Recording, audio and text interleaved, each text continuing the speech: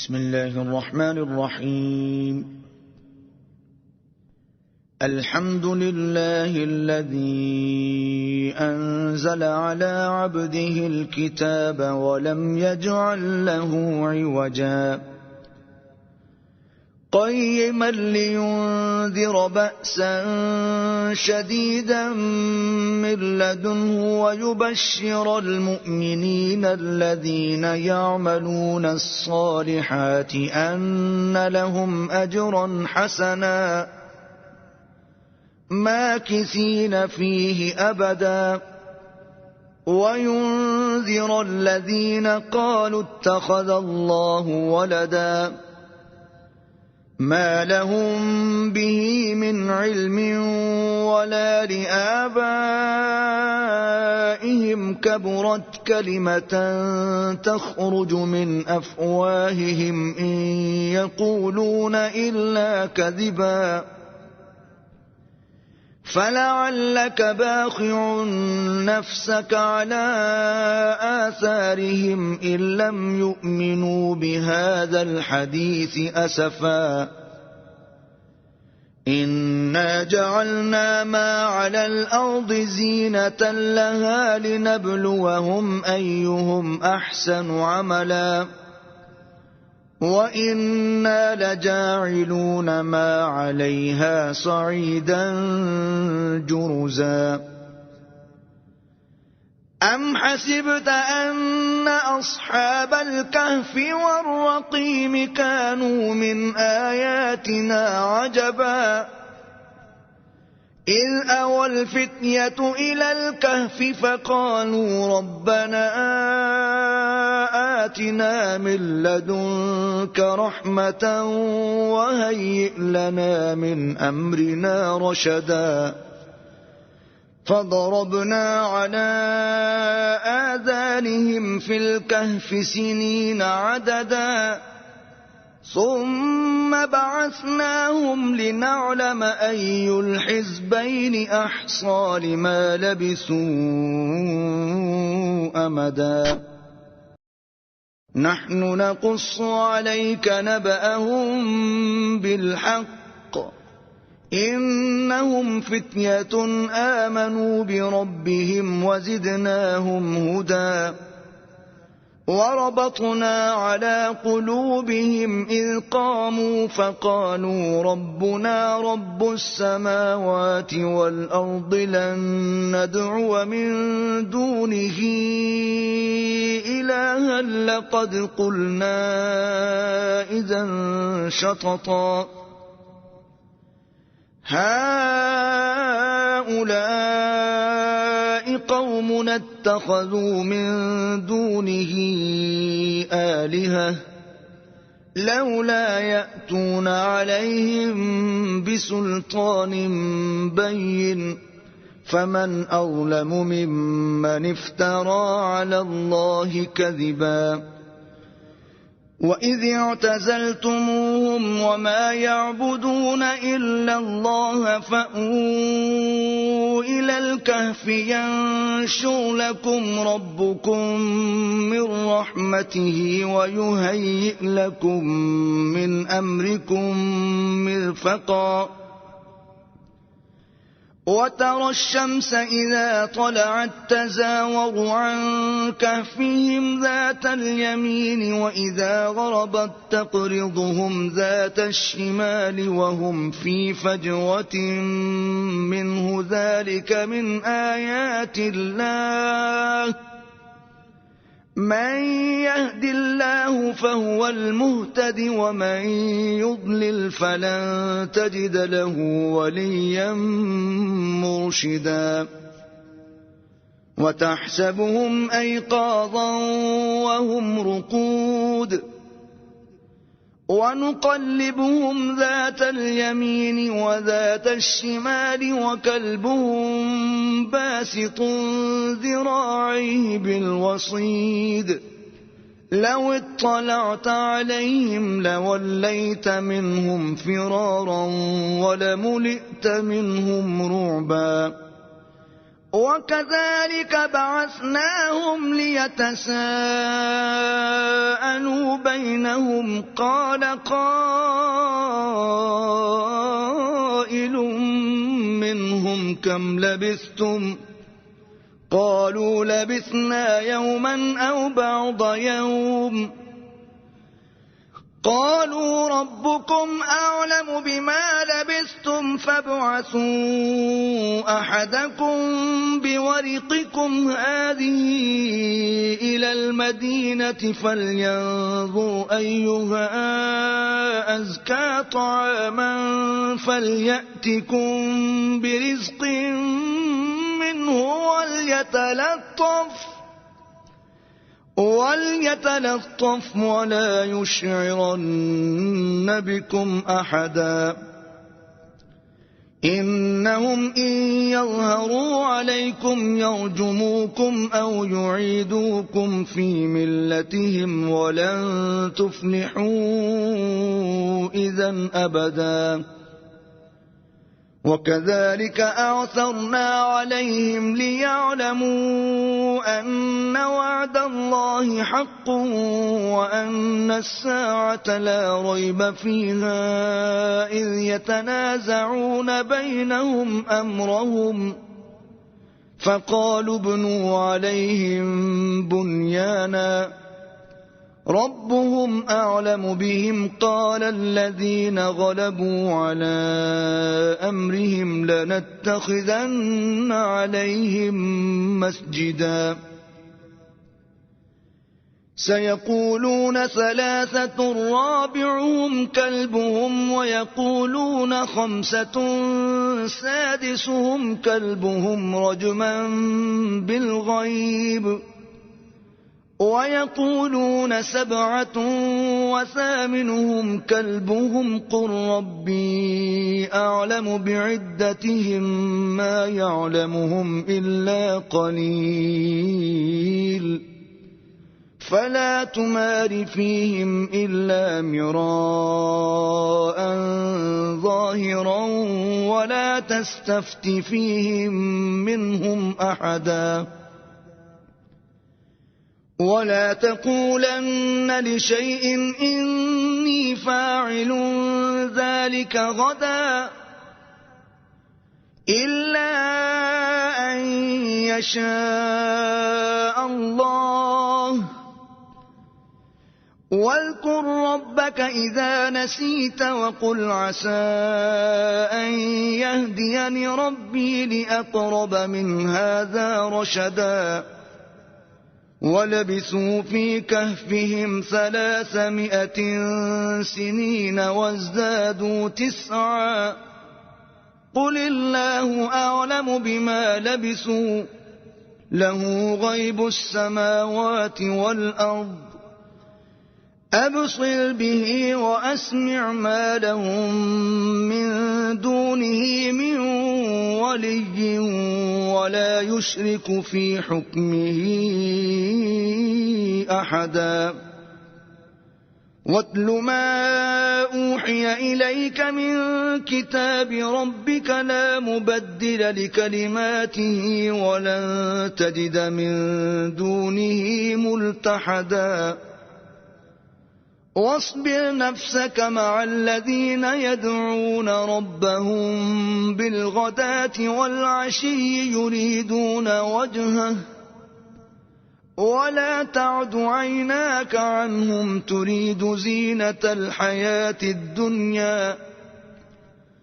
ولا تطع من أغفلنا قلبه عن ذكرنا واتبع هواه وكان أمره فرطا وقل الحق من ربكم فمن شاء فليؤمن ومن شاء فليكفر إنا أعتدنا للظالمين نارا أحاط بهم سرادقها وإن يستغيثوا يغاثوا بماء كالمهل يشوي الوجوه بئس الشراب وساءت مرتفقا إن الذين آمنوا وعملوا الصالحات إنا لا نضيع أجر من أحسن عملا أولئك لهم جنات عدن تجري من تحتهم الأنهار يحلون فيها من أساور من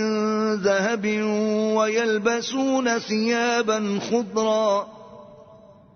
ويلبسون ثيابا خضرا من سندس واستبرق متكئين فيها على الأرائك نعم الثواب وحسنت مرتفقا واضرب لهم مثلا الرجلين جعلنا لأحدهما جنتين من أعناب وحففناهما بنخل وجعلنا بينهما زرعا كلتا الجنتين آتت أكلها ولم تظلم منه شيئا وفجرنا خلالهما نهرا وكان له ثمر فقال لصاحبه وهو يحاوره أنا أكثر منك مالا وأعز نفرا ودخل جنته وهو ظالم لنفسه قال ما أظن أن تبيد هذه أبدا وما أظن الساعة قائمة ولئن رددت إلى ربي لأجدن خيرا منها منقلبا قال له صاحبه وهو يحاوره أكفرت بالذي خلقك من تراب ثم من نطفة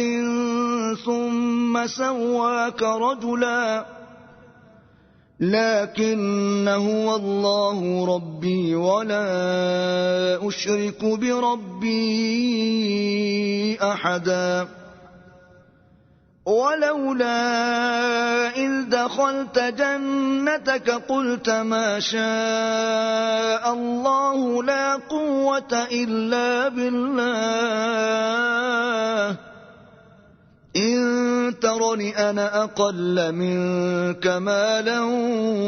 وولدا فعسى ربي أن يؤتيني خيرا من جنتك ويرسل عليها حسبانا من السماء فتصبح صعيدا زلقا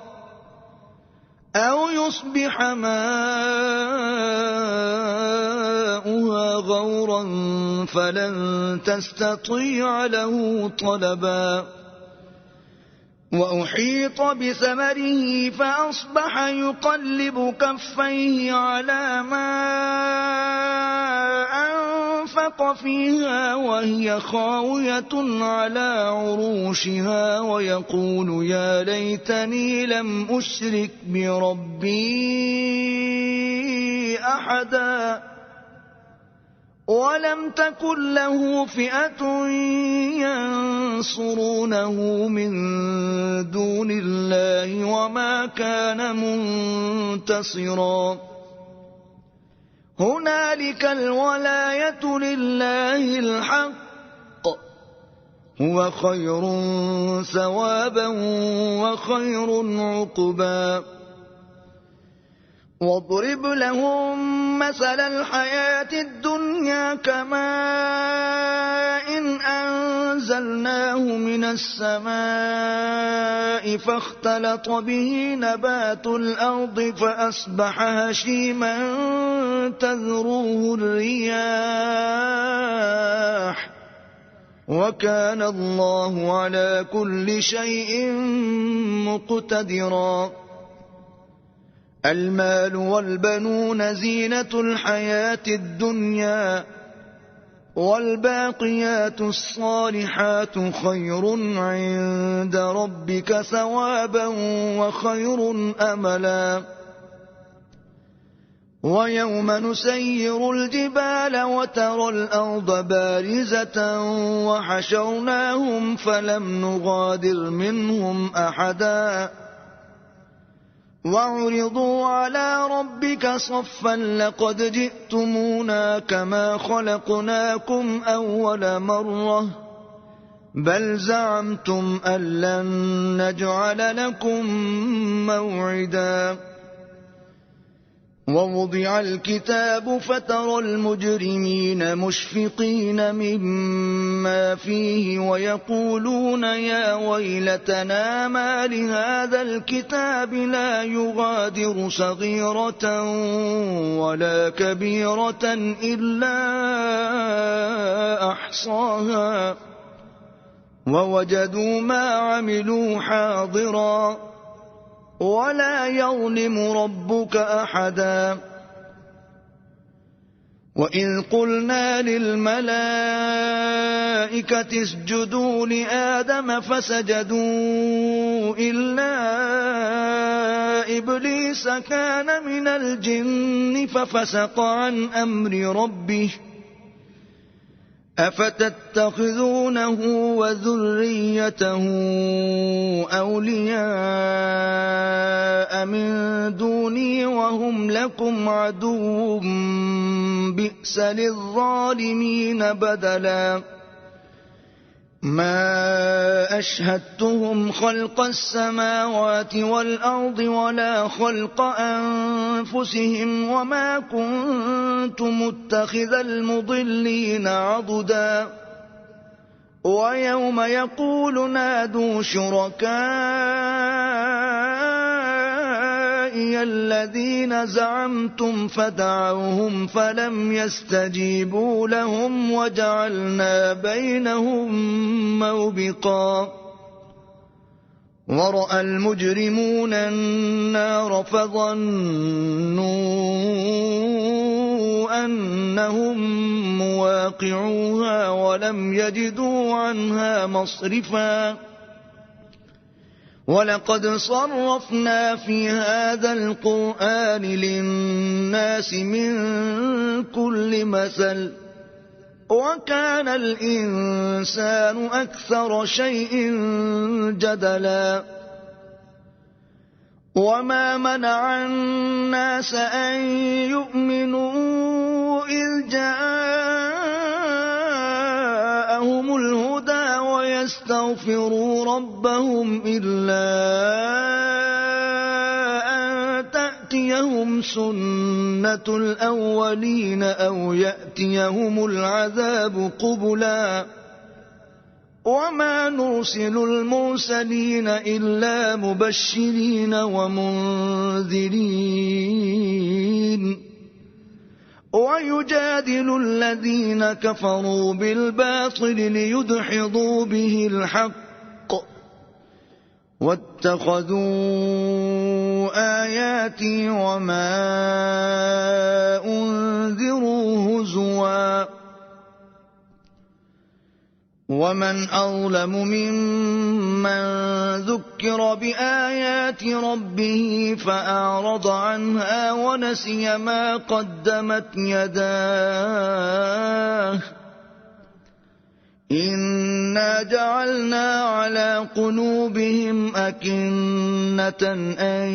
يفقهوه وفي آذانهم وقرا وإن تدعهم إلى الهدى فلن يهتدوا إذا أبدا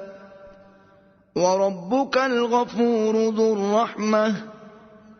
لو يؤاخذهم بما كسبوا لعجل لهم العذاب بل لهم موعد لن يجدوا من دونه موئلا وتلك القرى أهلكناهم لما ظلموا وجعلنا لمهلكهم موعدا وإذ قال موسى لفتاه لا أبرح حتى أبلغ مجمع البحرين أو أمضي حقبا فلما بلغا مجمع بينهما نسيا حوتهما فاتخذ سبيله في البحر سربا فلما جاوزا قال لفتاه آتنا غداءنا لقد لقينا من سفرنا هذا نصبا قال أرأيت إذ أوينا إلى الصخرة فإني نسيت الحوت وما أنسانيه إلا الشيطان أن أذكره واتخذ سبيله في البحر عجبا قال ذلك ما كنا نبغي فارتدا على آثارهما قصصا فوجدا عبدا من عبادنا آتيناه رحمة من عندنا وعلمناه من لدنا علما قال له موسى هل أتبعك على أن تعلمني مما علمت رشدا قال إنك لن تستطيع معي صبرا وكيف تصبر على ما لم تحط به خبرا قال ستجدني إن شاء الله صابرا ولا أعصي لك أمرا قال فإن اتبعتني فلا تسألني عن شيء حتى أحدث لك منه ذكرا فانطلقا حتى إذا ركبا في السفينة خرقها قال أخرقتها لتغرق أهلها لقد جئت شيئا إمرا قال ألم أقل إنك لن تستطيع معي صبرا قال لا تؤاخذني بما نسيت ولا ترهقني من أمري عسرا فانطلقا حتى إذا لقيا غلاما فقتله قال أقتلت نفسا زكية بغير نفس لقد جئت شيئا نكرا قال ألم أقل لك إنك لن تستطيع معي صبرا قال إن سألتك عن شيء بعدها فلا تصاحبني قد بلغت من لدني عذرا فانطلقا حتى إذا أتيا أهل قرية استطعما أهلها فأبوا أن يضيفوهما فوجدا فيها جدارا يريد أن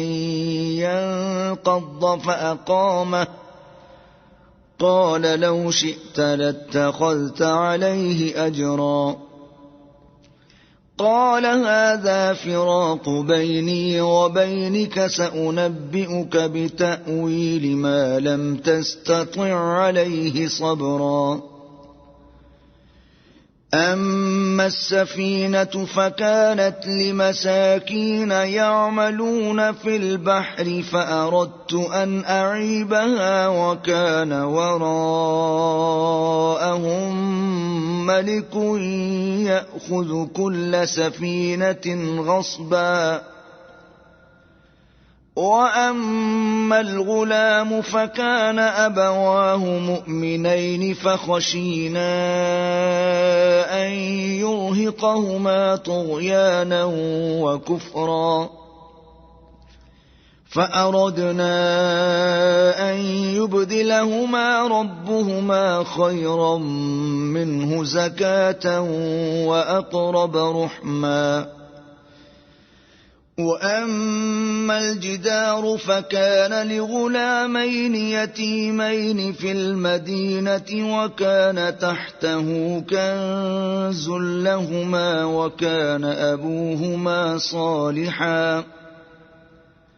وكان أبوهما صالحا فأراد ربك أن يبلغا أشدهما ويستخرجا كنزهما رحمة من ربك وما فعلته عن أمري ذلك تأويل ما لم تسطع عليه صبرا ويسألونك عن ذي القرنين قل سأتلو عليكم منه ذكرا إنا مكنا له في الأرض وآتيناه من كل شيء سببا فأتبع سببا حتى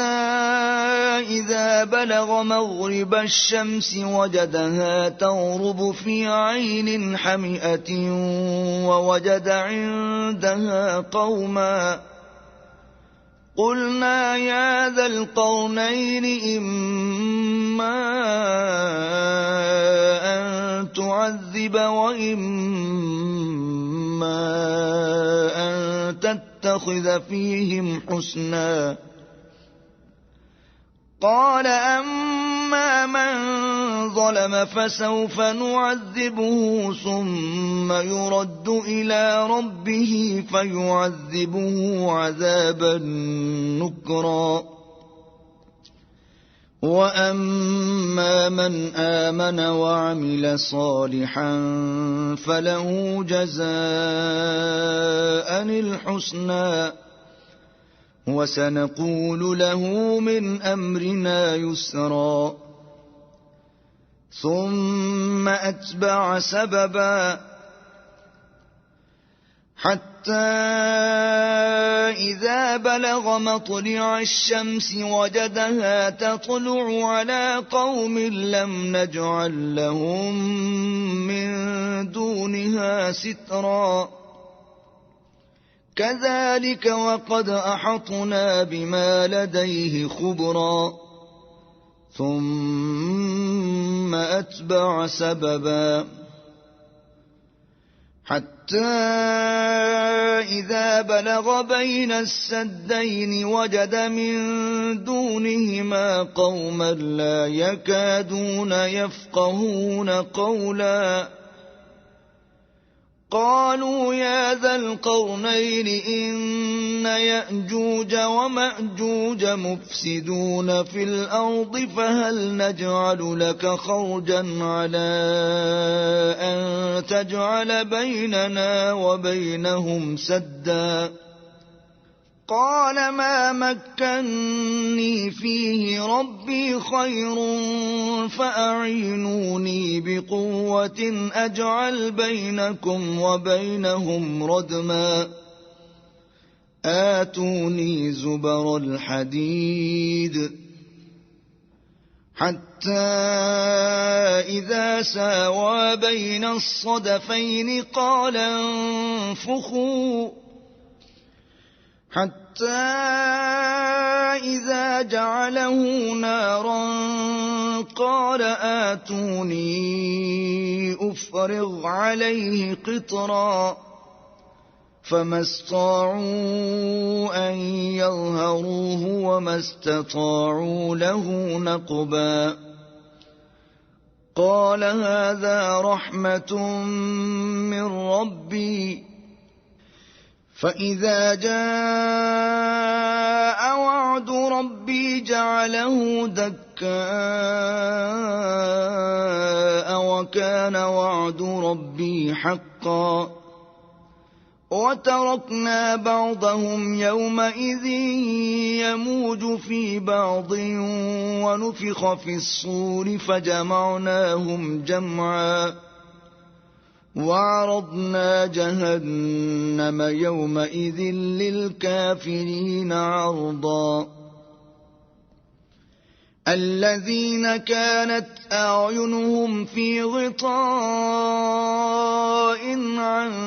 ذكري وكانوا لا يستطيعون سمعا أفحسب الذين كفروا أن يتخذوا عبادي من دوني أولياء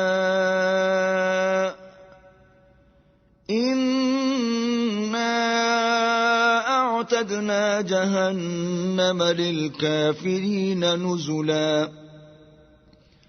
قل هل ننبئكم بالأخسرين أعمالا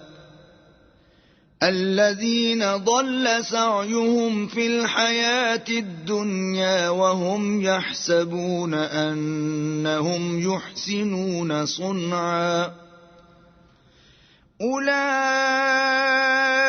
الذين كفروا بآيات ربهم ولقائه فحبطت أعمالهم فلا نقيم لهم يوم القيامة وزنا ذلك جزاؤهم جهنم بما كفروا واتخذوا آياتي ورسلي هزوا إن الذين آمنوا وعملوا الصالحات كانت لهم جنات الفردوس نزلا خالدين فيها لا يبغون عنها حولا قل لو كان البحر مدادا لكلمات ربي لنفد البحر قبل أن تنفد كلمات ربي ولو جئنا بمثله مددا قل إنما أنا بشر مثلكم يوحى إلي أنما إلهكم إله واحد فمن كان يرجو لقاء ربه فليعمل عملا صالحا ولا يشرك بعبادة ربه أحد